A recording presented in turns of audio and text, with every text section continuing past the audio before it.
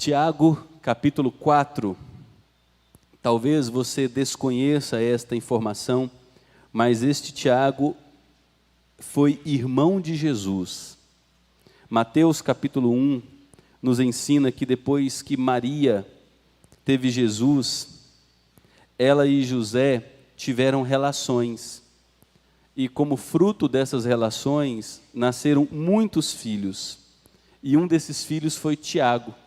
Os irmãos de Jesus, por incrível que pareça, não acreditaram nele durante seus dias de vida.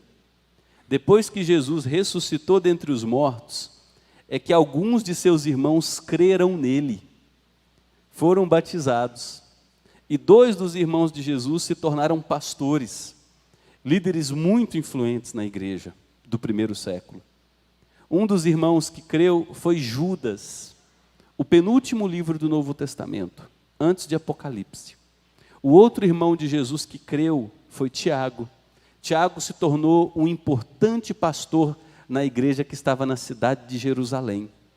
E ele escreve esta carta, caminhando para o fim do Novo Testamento. Uma carta de poucos capítulos, uma carta de 5 capítulos, a carta de Tiago, irmão de Jesus.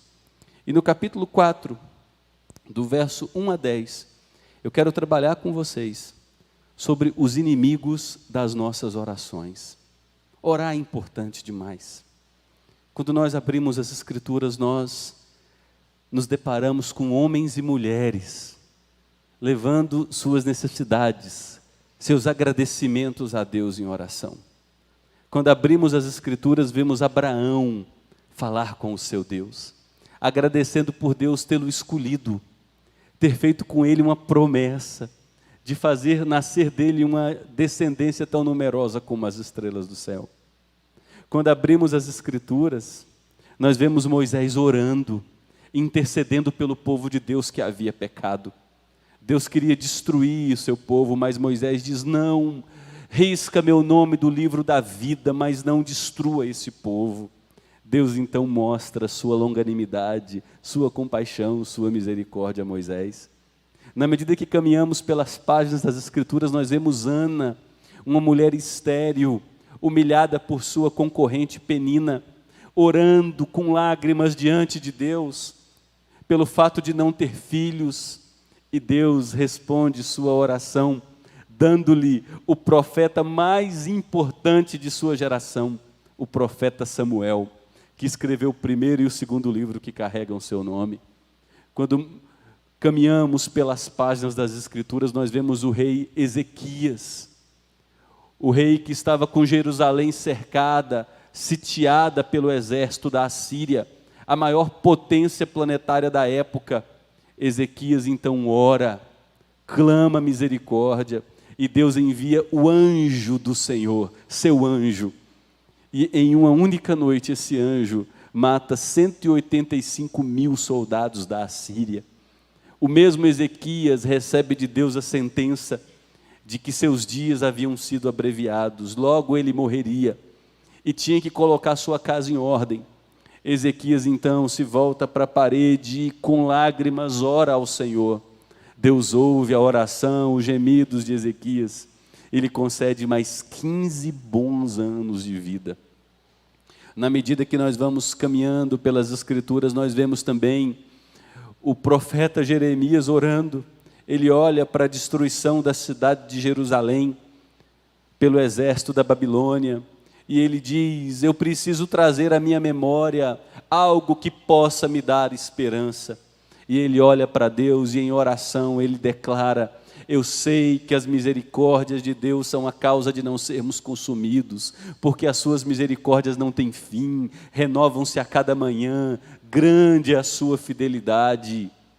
Jeremias tem sua força recobrada, tem seu ânimo revigorado, quando se lembra da misericórdia de Deus em oração. Nós caminhamos pelas Escrituras, nós vemos o próprio Jesus orando, e é numa ocasião de oração, depois do batismo de Jesus, que os céus se abrem, o Espírito Santo desce, e o próprio Pai diz a respeito de Jesus: este é meu Filho amado, nele eu tenho prazer, ouçam-no. Porque Jesus orou, o céu se abriu. Porque Jesus orou, o Espírito Santo desceu. Porque Jesus orou, o Pai falou com ele. Porque Jesus orou, ele recebeu poder para começar seu ministério. Nós vemos ainda Jesus orando no jardim do Getsemane, próximo a ir para a cruz, onde seria feito maldição em nosso lugar, abandonado por todos os seus discípulos, traído por Judas, a quem lavou os pés, negado por Pedro, o representante dos outros 11. Jesus vai para o jardim do Getsemane e ali ele geme diante do seu Pai, chora diante do seu Pai, ensinando-nos que temos o privilégio de levar nossos medos, nossas angústias até Deus em oração.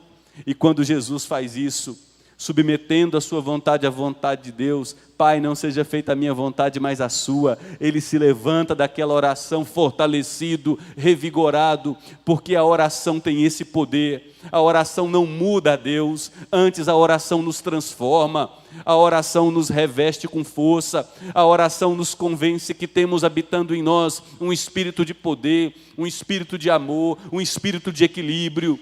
Quando oramos, a ansiedade é varrida do nosso coração. É por isso que o apóstolo Paulo em Filipenses capítulo 11 diz: você está preocupado, você está com medo, você está ansioso, então leve todos os seus pedidos até Deus em oração. E o que Paulo nos garante em Filipenses capítulo 4, versos 8 e 9, é que a paz de Deus, que excede todo o entendimento, guardará nosso coração e a nossa mente em Cristo Jesus. A oração é poderosa demais, mas orar não é fácil. Há uma guerra que é travada dentro de nós para começarmos a orar. Na verdade, se diariamente não vigiarmos, nós perderemos a batalha contra a prática da oração. Nós podemos desenvolver uma rotina de oração por muitos dias, por muitos meses, e se deixarmos de vigiar, toda aquela sequência, todo aquele hábito adquirido, todo aquele prazer na comunhão com Deus é perdido. Portanto, eu e você precisamos ficar atentos a vários inimigos que se levantam todos os dias contra mim e a você, para que nós não desenvolvamos intimidade com Deus, para que nós não confiemos no poder soberano de Deus, para que nós não desfrutemos das bênçãos que Deus tem reservado para aqueles que o buscam. E nesse texto de Tiago, capítulo 4, do verso 1 a 10, nós vemos ao menos 3 inimigos da oração. Eu convido você a acompanhar a leitura. De onde procedem as guerras e brigas que há entre vocês? De onde, senão dos prazeres que estão em conflito dentro de vocês? Vocês cobiçam e nada têm, matam e sentem inveja, mas nada podem obter. Vivem a lutar e a fazer guerras, nada têm porque não pedem, pedem e não recebem, porque pedem mal, para esbanjarem em seus prazeres. Gente infiel, vocês não sabem que a amizade do mundo é inimizade contra Deus? Aquele, pois, que quiser ser amigo do mundo, se torna inimigo de Deus. Ou vocês pensam que é em vão que a Escritura diz: é com ciúme que por nós anseia o Espírito, que Ele faz habitar em nós? Mas Ele nos dá cada vez mais graça. Por isso diz: Deus resiste aos soberbos, mas dá graça aos humildes. Portanto, sujeitem-se a Deus, mas resistam ao diabo, e ele fugirá de vocês. Cheguem perto de Deus, e ele se chegará a vocês. Limpem as mãos, pecadores, e vocês que são indecisos, purifiquem o coração. Reconheçam a sua miséria, lamentem e chorem, que o riso de vocês se transforme em pranto e que a alegria de vocês se transforme em tristeza. Humilhem-se diante do Senhor. E Tiago conclui o verso 10 dizendo: e Ele os exaltará. Qual é o primeiro inimigo que você tem contra a oração? Para que você não ore. Qual é o grande inimigo que fará de tudo para te dissuadir de orar? É o meu e o seu próprio coração. O inimigo não é externo, não está fora de nós. O principal inimigo está dentro de nós. O mal habita em mim, o mal habita em você. E é isso que Tiago nos diz no versículo 1, de onde vêm as guerras e as brigas que há entre vocês, de onde, senão dos prazeres que estão em conflito dentro de vocês? Essa igreja na cidade de Jerusalém estava experimentando conflitos interpessoais, conflitos nos relacionamentos, disputas de poder por liderança. No capítulo 3, versículo 1, Tiago diz, olha, não tentem, não procurem tornar muitos de vocês mestres, porque Deus executará um juízo muito mais severo para aqueles que ensinam a palavra de Deus. Muitas pessoas tropeçam, mas aquele que tropeça no uso da língua, especialmente ensinando a palavra de Deus, é coisa muito séria. E havia um conflito de vaidades, pessoas disputando cargos eclesiásticos dentro da igreja, disputando posição de liderança dentro da igreja, grupos falando mal de grupos, a maledicência havia se instalado na igreja, a difamação, o juízo, as contendas, a cobiça. E essa igreja, naturalmente, havia parado de orar. Nesse único versículo, Tiago diz, quem é o maior adversário que eu e você possuímos, que impede a gente de desenvolver intimidade com Deus? É o nosso maldito coração. Eu convido você a abrir comigo o Evangelho segundo Mateus, capítulo 15, e a deixar aberto ainda aí, marcado em Tiago, capítulo 4. Mateus, capítulo 15, vejamos o que o próprio Senhor Jesus nos ensina a respeito do nosso coração. Mateus 15, verso 19 e 20, o Senhor Jesus nos ensina, Mateus 15, verso 19 e 20, porque do coração, é da nossa natureza interior, é que procedem os maus pensamentos. Homicídio aqui não é tirar a vida física de alguém, pode até incluir, homicídio aqui é amargura, é juízo de valor, é julgamento, maledicência, discórdia, ira, porque do coração vem os homicídios, vem a imoralidade sexual, vem a prostituição, vem os furtos, os falsos testemunhos, vem as blasfêmias, que é toda sorte de maldade. E Jesus conclui no verso 20 dizendo, são estas as coisas que contaminam a pessoa, é o coração que contamina. Nosso problema não é de fora para dentro, mas é de dentro para fora. A boca fala aquilo do que o coração está cheio. Convido você ainda, com Tiago capítulo 4 marcado, a abrir a palavra do Senhor na carta de Paulo aos Gálatas. A carta de Paulo aos Gálatas, logo depois de 1ª e 2ª Coríntios, nós temos a carta de Paulo aos Gálatas. Vejamos o que Paulo nos diz em Gálatas, capítulo 5, versículos 19 até 21. Ora, Gálatas 5, verso 19 em diante. Ora, as obras da carne, as obras que vêm do nosso coração, as obras da nossa velha natureza ainda presente em nós, são muito conhecidas. E Paulo lista essas obras: imoralidade sexual, a palavra aqui é porneia, prostituição, pornografia, masturbação, homossexualidade, fornicação, o sexo antes do casamento, impureza, libertinagem, idolatria, feitiçaria, inimizades, rixas, ciúmes, iras, discórdias, divisões, facções. Tudo isso é homicídio, assassinar o outro em nosso coração.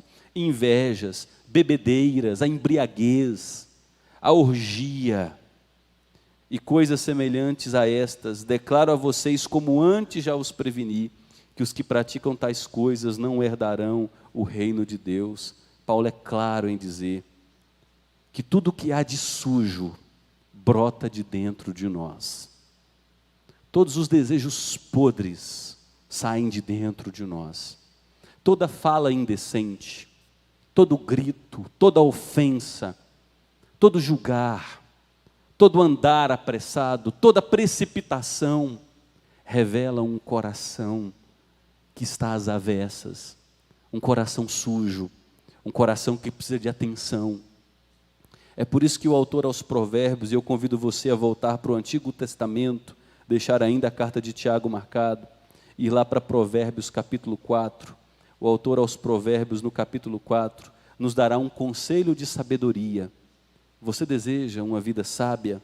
Provérbios capítulo 4, versículo 23. Ele então nos diz: de tudo aquilo que você deve guardar, guarda bem o seu coração, porque dele procedem as fontes da vida. Guarda bem teu coração. Se você descuidar do cuidar do teu coração, no lugar de vida se instalará morte.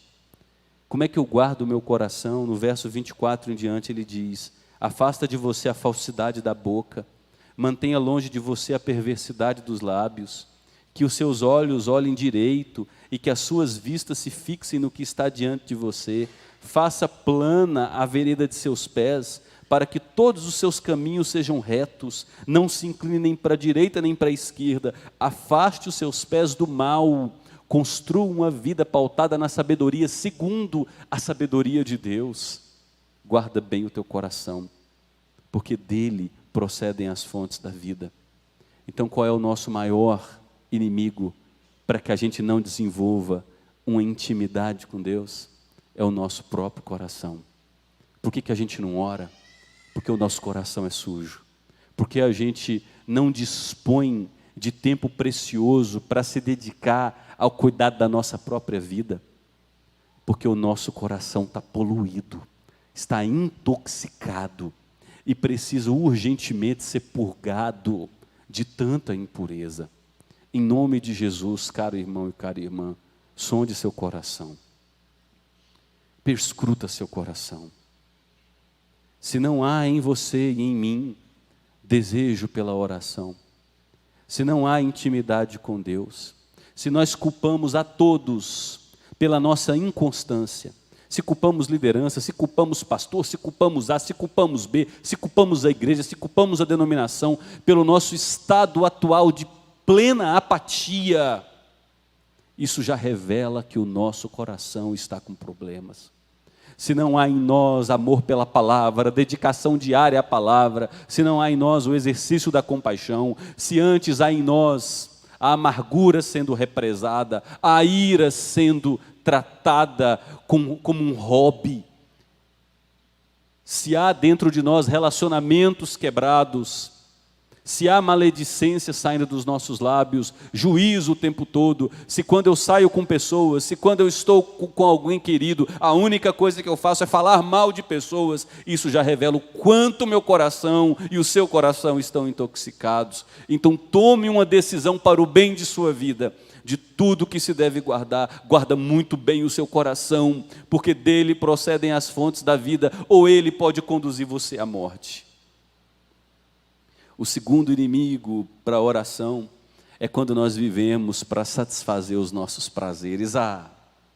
E nós somos uma geração culturalmente condicionada ao culto à felicidade. Eu tenho o direito de ser feliz, doe a quem doer, custe o que custar. Eu preciso me tornar a melhor versão de mim, e a melhor versão de mim, dizem os pregadores da atualidade, consiste em viver uma vida para satisfazer a minha felicidade, o meu propósito. E é isso que Tiago condena ainda no capítulo 4, versículos 2 e 3. Ele nos diz: vocês cobiçam e vocês não têm nada. Vocês matam e sentem inveja. Matar aqui é falar mal, os julgamentos, a ira, a amargura, as contendas, as discórdias, as dissensões, os juízos de valor. Vocês matam e sentem inveja, mas não podem obter. Vocês vivem a lutar e a fazer guerra. Nada têm porque vocês não pedem. E quando vocês pedem, Tiago nos diz, vocês não recebem. E por que vocês não recebem? Porque vocês pedem mal para esbanjarem em seus prazeres.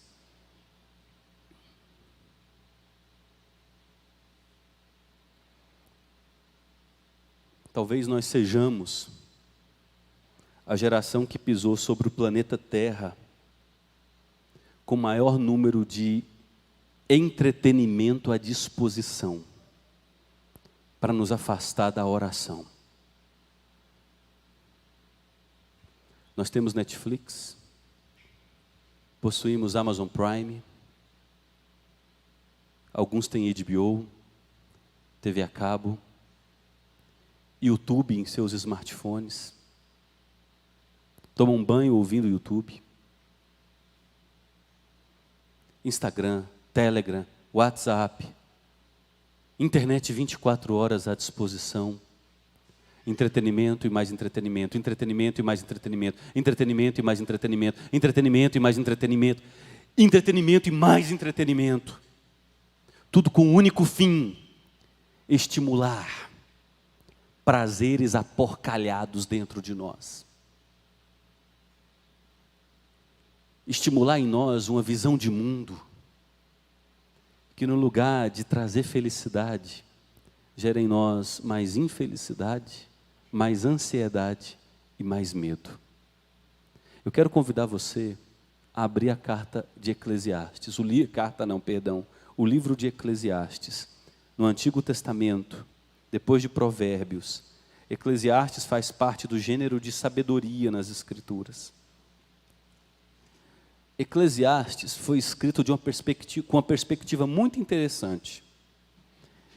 O autor de Eclesiastes, e alguns dizem que foi Salomão, e pode ter sido, porque que mente inteligente. O autor de Eclesiastes coloca os óculos de um homem sem Deus. Ele procura encontrar sentido para a vida através das lentes de uma pessoa que não tem Deus como seu referencial, não tem Deus como seu fator absoluto. E em Eclesiastes, ele vai mostrando tudo aquilo que o mundo propõe, com seus valores, filosofia, ante Deus, para nos proporcionar felicidade. E qual é o fim de cada proposta que o mundo nos concede? Note o que Eclesiastes, no capítulo 1, vai nos dizer nos versos 16 e 17. Eu disse a mim mesmo, esse é o sábio, eu me tornei importante e superei em sabedoria todos os que governaram Jerusalém antes de mim. O meu coração tem tido larga experiência da sabedoria e do conhecimento. Assim procurei conhecer a sabedoria e saber o que é a tolice e a falta de juízo, mas descobri que também isto é correr atrás do vento.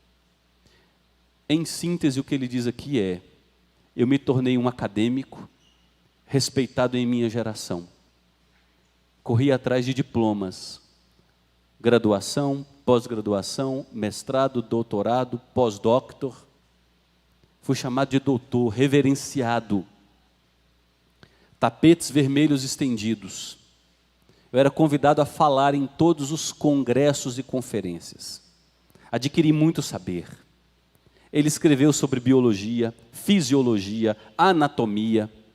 Escreveu sobre história. Escreveu romance.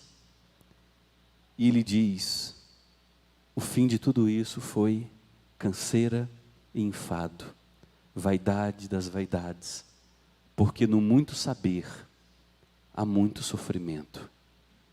E aí o capítulo 2 de Eclesiastes nos diz que ele empreendeu outros caminhos que o homem sem Deus segue para encontrar felicidade. Olha no capítulo 2 o que ele nos diz. Eu disse a mim mesmo: vamos, prove a alegria, procure ser feliz. Parece que ele está olhando para a gente, né? Vamos festejar a vida? Festa, muito vinho, bebida, sexo sem compromisso. Inscreva-se no Tinder, conheça mulheres, nada de fidelidade a seu casamento. Vamos lá, namore, relações à vontade, prazer. Regale-se com bebida. Você já trabalha demais, não é de segunda a sexta, vá para o lago na sexta, fique bebendo até domingo. Aliás, beba até segunda de manhã. Ser feliz é isso. Eu quis me entregar aos prazeres. Aí ele diz no verso 1, mas também isso era vaidade. No verso 2, concluí que o riso é tolice e que a alegria não serve para nada. Resolvi então no meu coração me entregar o vinho sem deixar de me guiar pela sabedoria. Ele não se tornou alcoólatra, ele bebeu equilibradamente. Me entreguei ao vinho sem deixar de me guiar pela sabedoria e de me apoderar da loucura, até descobrir o que de bom os filhos dos homens poderiam fazer debaixo do céu durante os poucos dias de sua vida. Aí ele vai dizer agora no versículo 4 que ele se tornou muito rico, muito próspero, e ele empreendeu grandes obras. Empreendi grandes obras, construí casas, plantei vinhas para mim, fiz jardins e pomares para mim, e neles plantei árvores frutíferas de toda espécie. No original, a expressão pomares aqui são florestas. Esse homem se tornou tão rico que ele plantou florestas para si, para com eles regar o bosque em que reverdeciam as árvores. Verso 7. Comprei escravos e escravas, e tive escravos que nasceram em minha casa, tive bois, ovelhas, mais do que tiveram todos os que viveram em Jerusalém antes de mim. Amontoei também para mim prata e ouro, tesouros de reis e de províncias, conquistei povos, provi-me de cantores e cantoras, provi-me das delícias dos filhos dos homens, provi-me de mulheres e mais mulheres. E olha o versículo 10, qual é a conclusão dele? Tudo aquilo que os meus olhos desejaram, eu não neguei, nem privei o meu coração de alegria alguma. E olha o versículo 11, considerei todas as obras que as minhas mãos fizeram, e também o trabalho que eu com fadigas havia feito, e eis que tudo era vaidade e correr atrás do vento.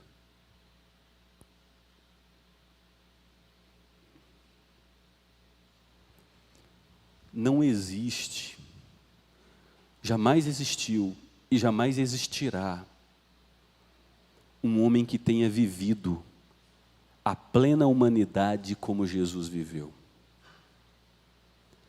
E ele não tinha onde reclinar a cabeça, não tinha bens, não deixou herança para a próxima geração, herança financeira. Que inimigo da nossa oração, a satisfação dos prazeres. Veja a instabilidade do mundo. Você precisa garantir aos 25 anos a tua previdência privada para quando você tiver 65 anos. Aos 25 anos você já está preocupado,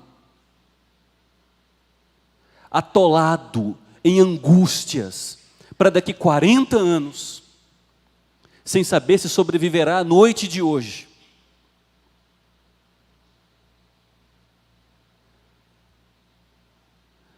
Você não pode se contentar só com seu curso superior. Você precisa desenvolver o seu mestrado, o seu doutorado. Há algum problema nisso, pastor? Não. O problema é quando o meu coração coloca nisso toda a esperança, põe todas as fichas nesses valores, nesses princípios. Sabe quando você estará feliz? Outro valor do mundo. Quando o seu corpo se encaixar dentro de um projeto de beleza vendido pela mídia. Aí uma mulher na casa dos 55 está louca, infeliz, endividada, já passou por 4, 5 cirurgias na casa dos 60, 70, 80 mil, e nada do que ela faz consegue trazer alegria, propósito, porque ela percebe que as pessoas não dão tanto valor. As pessoas, na verdade, se relacionam com ela com um pouco de inveja, de cobiça. Os valores desse mundo. Eles criam em nós paixões que concorrem contra a vontade de Deus para as nossas vidas, que é o fato de desfrutarmos de intimidade com Ele. O privilégio de termos intimidade com Ele. O terceiro inimigo das nossas orações, além da satisfação dos prazeres, é a amizade com o mundo, nosso próprio coração. satisfação dos nossos prazeres e amizade com o mundo. Tiago nos diz no verso 4 e no verso 5 do capítulo 4 de sua carta: gente fiel, gente infiel. Você sabia que Deus está dizendo isso para mim e para você? Olha aí para o versículo 4. Gente infiel. Sabe qual é o original aqui? A palavra é adúlteros. Porque quando nós fomos convertidos, nós nos casamos com Jesus Cristo. As Escrituras mostram a imagem de nós como noiva, aguardando o regresso do nosso noivo. Quando Deus salva seu povo, a relação que Deus tem com seu povo é uma relação de casamento. Deus deseja ter intimidade com seu povo. E quando o seu povo trai a exclusividade de Deus, a Escritura contundentemente chama esse povo, que somos nós, de adúlteros. E aí Tiago diz: gente infiel, vocês não sabem que a amizade do mundo é inimizade contra Deus? Aquele, pois, que quiser ser amigo do mundo, se torna inimigo de Deus. Ou vocês pensam que é em vão que a Escritura diz: é com ciúme que por nós anseia o Espírito que Ele fez habitar em nós? Tiago aqui talvez faz uma miscelânea de vários textos do Antigo Testamento para dizer: olha, Deus, Ele tem zelo com a nossa vida. Deus, Ele não vai dividir a gente de bom grado. Você acha que Deus vai ficar satisfeito? Você ficaria satisfeito de, na noite de núpcias, chegar até o quarto do hotel depois de fazer o check-in, subir no elevador e, ao abrir a porta do quarto, pegar a tua mulher na cama com outro? Você diz: pastor, que imagem forte o senhor está usando no sermão. Meu querido, foi isso que Israel fez com Deus. Deus tira Israel da escravidão do Egito. Deus conduz o povo dele até aos pés do Monte Sinai. Moisés sobe até o Monte Sinai. Deus está dando a Moisés as tábuas com a revelação da aliança, que é o contrato de casamento. E enquanto Deus está conversando com Moisés, dando a Moisés as tábuas da aliança, o contrato de casamento, o povo lá embaixo fez um bezerro de ouro e começou a ter uma orgia cultual. Milhares de pessoas em orgia cultual, a semelhança do que aprenderam no Egito. Nem houve a noite de núpcias e já aconteceu o adultério. Como é que a gente ora se a gente ama o mundo? Como é que a gente ora se a gente tem mais amor pelo nosso padrão de vida que pela glória de Deus? Como é que a gente ora se os nossos jovens universitários hoje não dão a mínima de respeitar o dia do Senhor porque tem que estudar no lugar de se comprometer com a glória de Deus? Como é que a gente ora se nossos casais de namorados já começam a namorar sem compromisso nenhum com o casamento, com um dia de casamento, porque sabem, no geral, que vão ter relação sexual rapidamente? Como é que a gente ora se nós estamos intoxicados com tudo aquilo que não presta, os valores ensinados por esse mundo? E Deus está dizendo: não haverá oração. É por isso que a gente organiza vigília, vem 5, 6. Porque o mundo é mais importante para nós. É por isso que a gente convoca você para orar, e você diz: eu não me importo com isso. Porque eu não me importo de verdade com Deus. Eu não me importo com a glória de Deus. Eu me importo se eu vou conseguir pagar a prestação do carro, se eu vou conseguir trocar de carro, se eu vou conseguir fazer aquela viagem internacional, se eu vou conseguir ir para restaurante tal, se eu vou conseguir ter plano de saúde, se eu vou conseguir ter previdência, se eu vou conseguir ir para a academia amanhã com disposição para manter esse formato de corpo bonitinho. Eu me importo com o meu sucesso, com o meu prazer, com o meu futuro, com minha vida. Eu.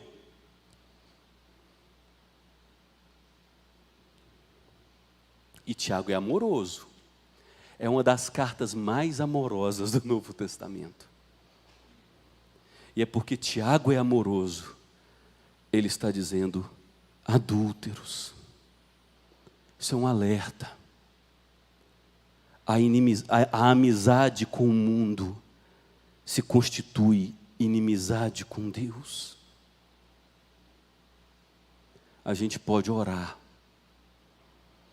mas se nós somos amigos desse mundo, nós temos Deus como nosso maior inimigo. Meu Deus, nada é mais assustador que ter Deus como nosso maior inimigo.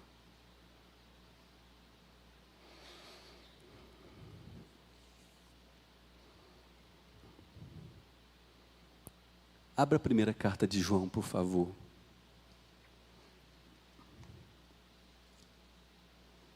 Primeira carta de João, capítulo 2.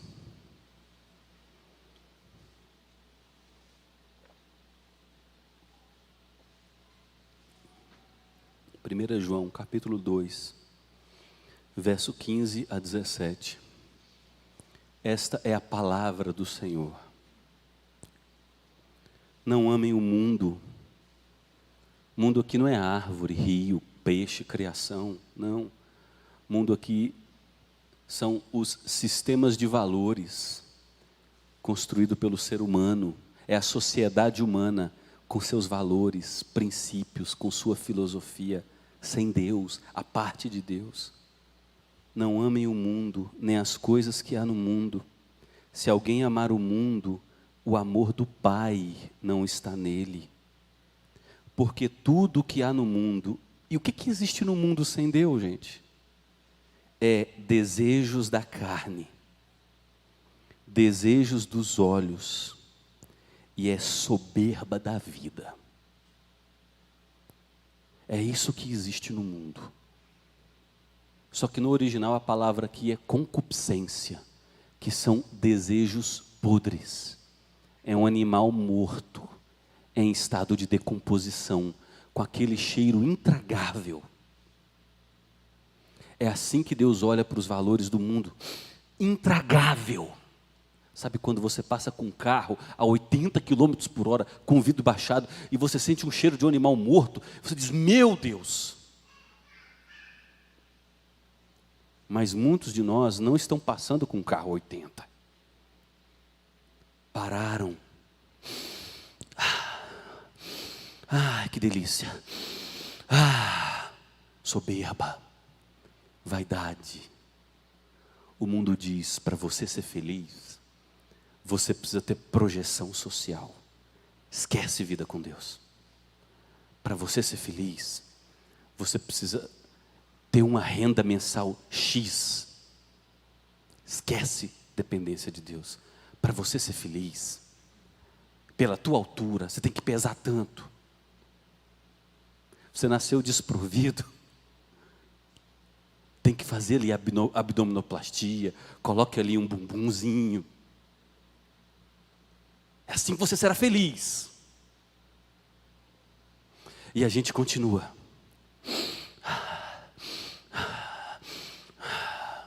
Para você ser feliz,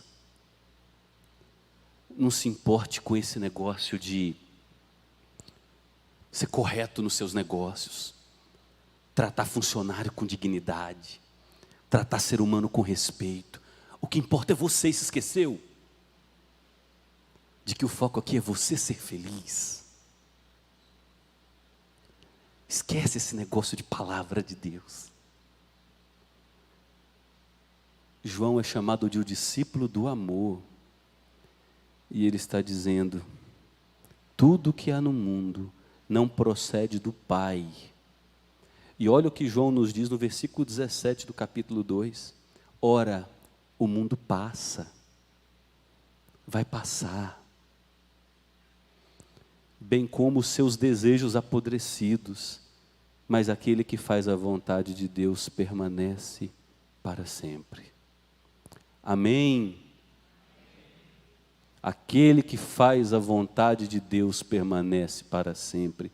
Louvado seja Deus por isso, porque aqueles que pagam o preço de amá-lo, de andar com Ele, de serem chamados de radicais, de serem rotulados, aqueles que não amam esse mundo, mas amam ao Senhor, aqueles que pagam o preço da perseverança, esses serão chamados de justos, esses receberão do Senhor Jesus a seguinte fala: entra bendito do meu Pai para o reino que te está preparado desde a fundação do mundo. Aquele que ama o Senhor Jesus e olha para Ele, confessa seus pecados, se arrepende de seu estilo de vida, esse herdará para sempre a coroa da vida eterna. Louvado seja Deus.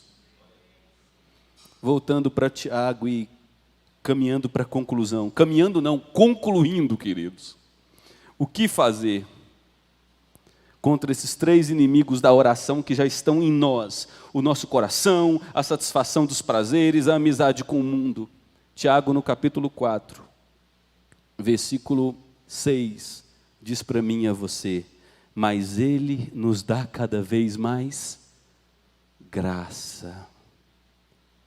Eu e você precisamos da graça de Deus. Deus nos deseja para Ele. Deus deseja nos abençoar. Deus deseja nos restaurar. Deus deseja purificar nossa comunhão com Ele. Deus deseja lidar com os nossos problemas e nos transformar. Amém? Então eu e você precisamos de graça. E em segundo lugar, para lidar com esses três inimigos da oração, nós precisamos percorrer a jornada da humildade. Pastor, eu sou humilde? Quem é humilde? Humilde é aquele. Eu não vou definir humildade, o que é humildade. Eu quero mostrar para você, à luz da palavra, quais são os caminhos que a pessoa humilde percorre. Tiago nos dá no capítulo 4, versículo 7 a 10, 7 ordens de caminhos que a gente tem que percorrer. A primeira ordem de Tiago está no versículo 7, ele diz: sujeitem-se a Deus. Eu preciso voltar para debaixo da proteção do meu Deus. Eu preciso voltar para a palavra do meu Deus. Eu preciso voltar à comunhão com o povo do meu Deus. Eu preciso voltar para o meu Deus. E você sabe quando você se distanciou do seu Deus. Você sabe que foi um processo lento. Você sabe o desgaste que isso trouxe para a tua vida. Você sabe aonde os teus pés se enfiaram depois que você se afastou de Deus. E você sabe o quanto isso tem corroído sua vida. Sujeitem-se a Deus. Primeiro caminho a percorrer para aqueles que querem trafegar a jornada da humildade. Sujeitem-se a Deus. Segundo lugar, Tiago ainda no versículo 7 nos diz: resistam ao diabo. O diabo a gente não teme, o diabo a gente resiste. Nós tememos a Deus, amamos a Deus e resistimos por amor e por temor a Deus ao diabo, e ele fugirá de nós. Resista ao diabo, porque é o diabo, com suas tentações malditas, esse ser salafrário que ele é, que nos tenta, que utiliza essa maldita natureza caída nossa, que nos leva a cair, que coloca diante de nós entretenimento. O diabo está por trás dos valores desse mundo caído, desses valores hostis a Deus. É a ação diabólica, usando a nossa natureza, que está por trás da nossa amargura, do nosso ódio, da nossa ira, das nossas divisões, das nossas facções, dos nossos ressentimentos, do nosso adultério, da nossa impureza sexual. É o diabo nos tentando. Aí ele joga a isca muito boa, cheia de prazer, porque o pecado se apresenta a nós com a proposta de prazer, de matar a nossa fome, saciar a nossa sede, e aí a nossa velha e maldita natureza, o nosso velho coração, as paixões que estão dentro de nós, abocanha essa isca aparentemente bonita. e nós caímos facilmente em sua armadilha. Então resista ao diabo, e ele fugirá de vós. Em terceiro lugar, ainda, agora no versículo 8, Tiago dá a ordem: cheguem perto de Deus. Não é só se colocar debaixo da autoridade de Deus, não, vem para perto, venha ter comunhão com Deus, abra a palavra de Deus. Pastor, mas eu não tenho prazer nisso. É claro, é que as tuas paixões estão entregues ao mundo, não há prazer mesmo. A gente dividiu o nosso esposo com um amante de quinta categoria. Então, venha para Deus, volte para a palavra, volte para a oração, volte para perto do povo dele, volte para perto do jejum.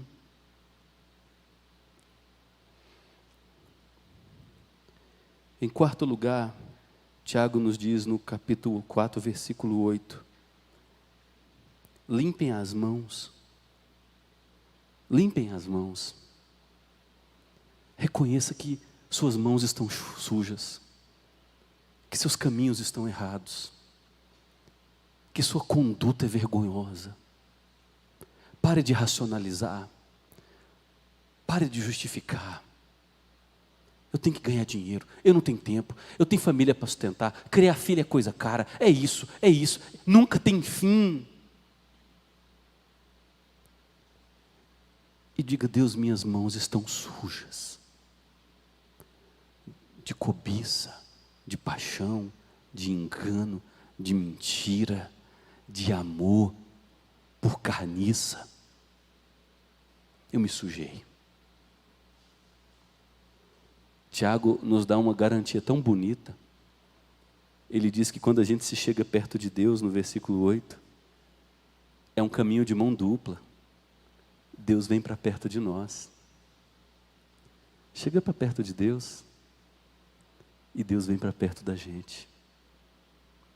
Louvado seja Deus, que Deus não nos joga fora.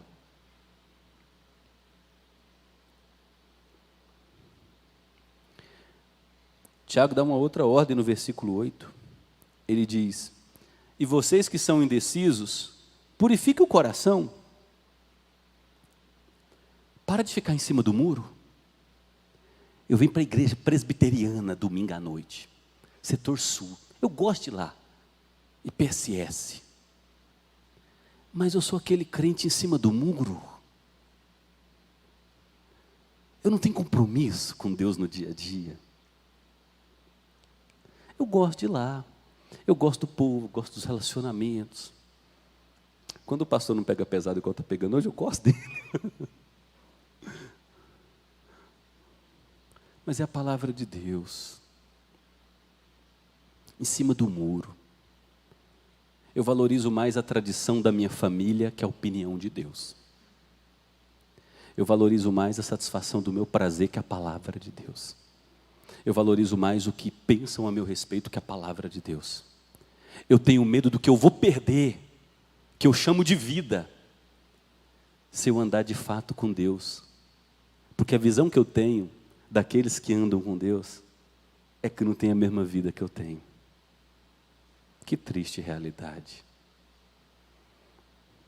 Para de ser indeciso. A sua indecisão revela teu orgulho. Revela que você não confia em Deus para suprir a vacuidade na tua alma, esse vazio existencial. Teu coração não vai encontrar descanso enquanto você não descansar em Deus. E esse vazio que há dentro do teu peito, do tamanho de Deus, só pode ser preenchido quando for habitado por Deus. Em penúltimo lugar, no versículo 9, Tiago diz que a gente tem que reconhecer a nossa condição. Reconheçam a sua miséria, lamentem e chorem, que o riso de vocês se transforme em pranto, e que a alegria de vocês se transforme em tristeza.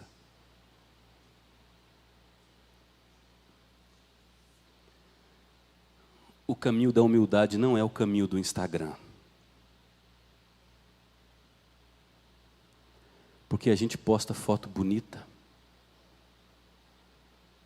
Sorria, meu bem. Desligou a tela, o casal está se separando.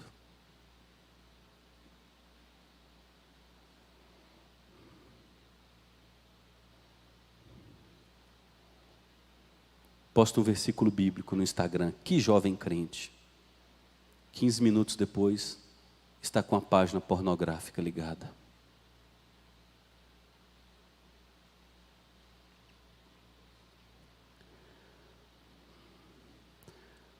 A gente sabe quando a gente está trilhando o caminho da humildade, quando o riso se transforma em pranto. Quando essa alegria fake dá lugar àquela tristeza. Deus, eu não tenho alegria coisa nenhuma. Os adolescentes, eu me corto, é porque eu sou infeliz. Como eu sou infeliz. Muda a minha vida, transforma meu coração, põe dentro de mim essa alegria que só o Teu Espírito Santo garante.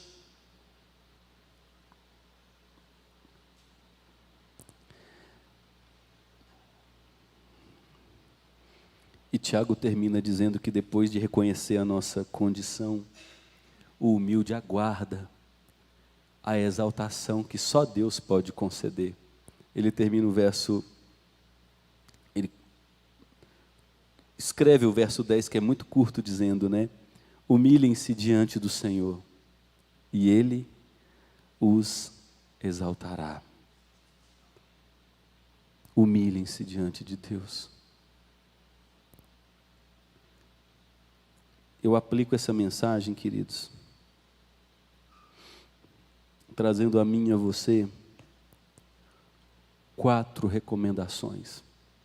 A primeira delas é que nós desvalorizamos a vida de oração, não porque nos falta tempo, mas porque o nosso coração está tomado por paixões perniciosas. Em segundo lugar, nós desvalorizamos a vida de oração, porque nós vivemos à procura da satisfação dos nossos prazeres e desejamos que o mundo com os seus valores nos considere seu amigo. Eu quero ser amigo do mundo. Por isso nós desvalorizamos a vida de oração. Em terceiro lugar, a desvalorização da oração aprofunda a nossa infelicidade, acentua a nossa ansiedade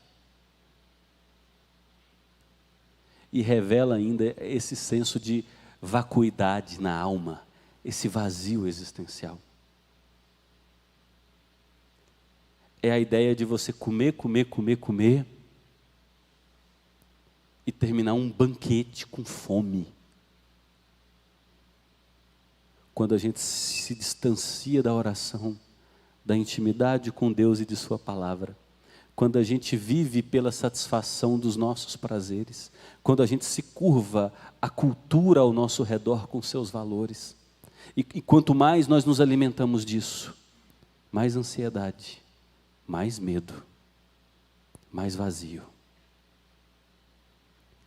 Se eu estivesse mentindo, nossos psicólogos e psiquiatras não teriam pacientes.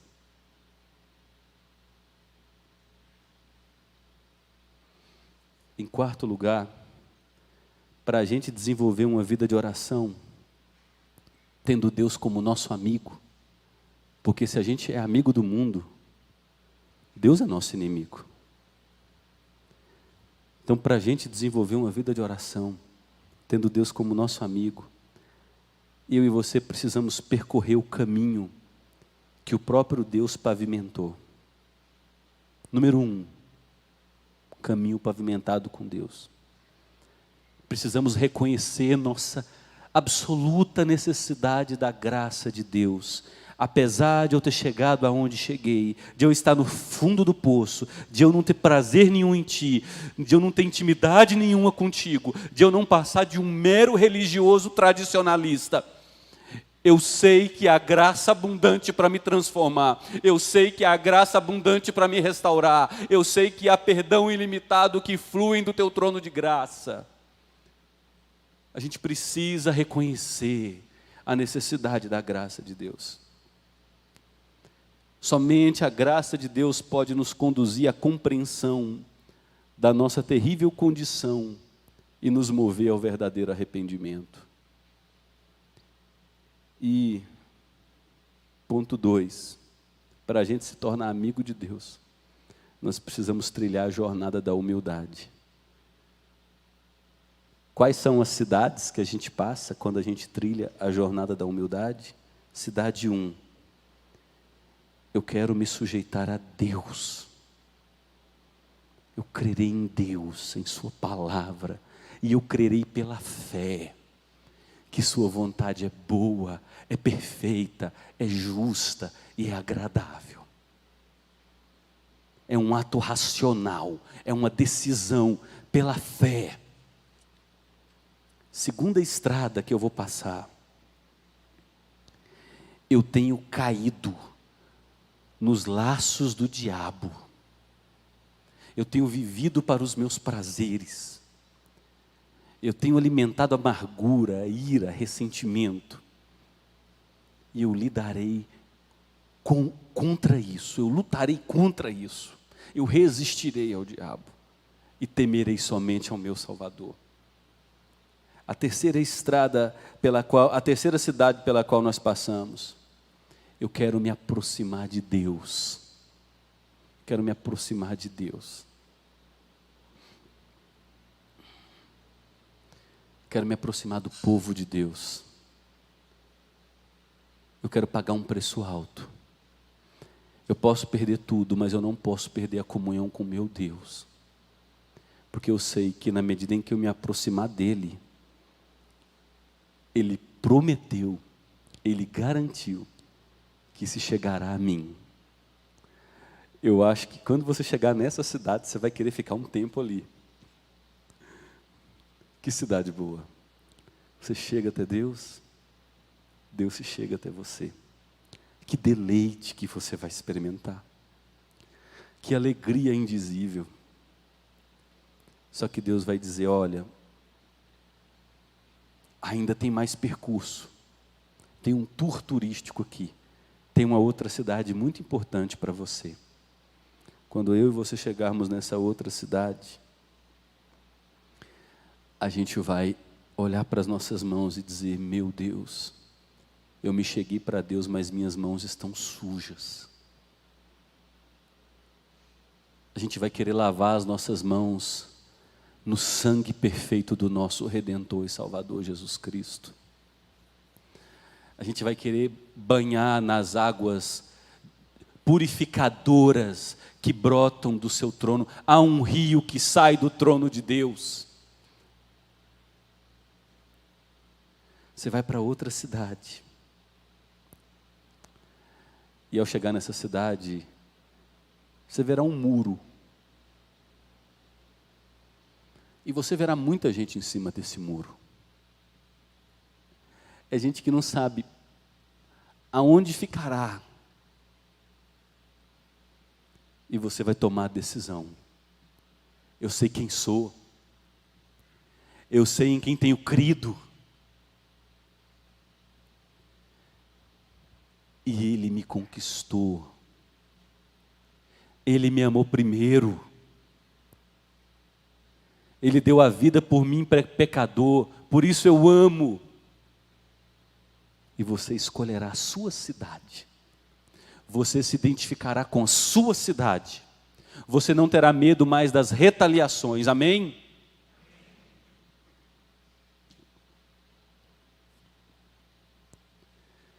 Aí você vai para outra cidade. e verá a sua condição. Mas eu não me lavei, eu não me purifiquei, sim. Só que nessa vida a gente não é perfeito. A gente caminha algumas jornadas, de repente, a gente tem alguns retrocessos. Paulo já não dizia isso? O bem que eu quero, eu não faço. O mal que eu odeio está sempre diante de mim. Aí você vai olhar para a tua vida e dizer, poxa, eu já fui para a graça, eu já me banhei, eu já lavei a minha vida no sangue do Cordeiro, e quanta sujeira tem em mim ainda, quanta miséria tem em mim. E ao olhar para a sua condição, você olhará para Ele e ouvirá dele dizendo, eu não te jogarei fora, a obra que eu comecei eu terminarei, e você amará mais ainda a graça dele. E aí você chegará no fim do percurso, na última cidade. Você será exaltado. Você chegará ao fim da sua vida e vai poder dizer, com muitas lutas, porque é combate, né? Eu combati o bom combate. Eu apanhei demais. Alguns vão entrar só com o olho, outros vão entrar cego. Outros vão entrar amputados, sem braço.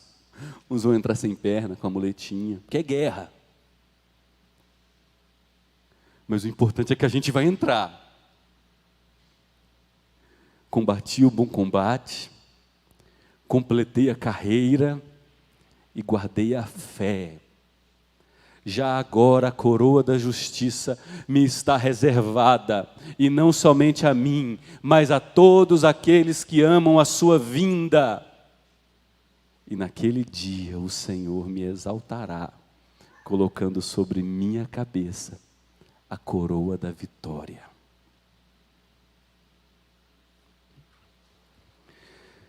Eu quero estimular você, querido.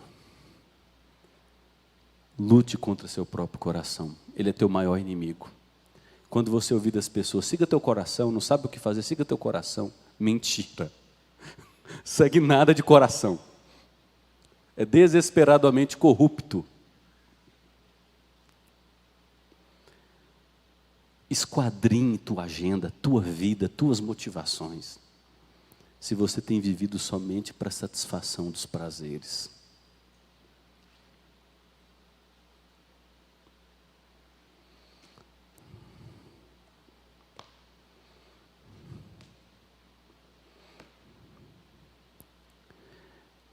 Hoje eu preciso estar nas redes sociais, porque é um meio que eu ainda vejo necessário para pregar o Evangelho. Não sei se de fato prega. Eu me esforço para isso. Mas às vezes eu penso, poxa, eu não queria seguir crente. Porque a última coisa que você vê na maioria é pregação do Evangelho, é evangelismo, é cada coisa. É cada coisa. Querido, e a nossa boca fala daquilo que o nosso coração está cheio. Se o teu coração for cheio de luz, toda a tua vida será iluminada.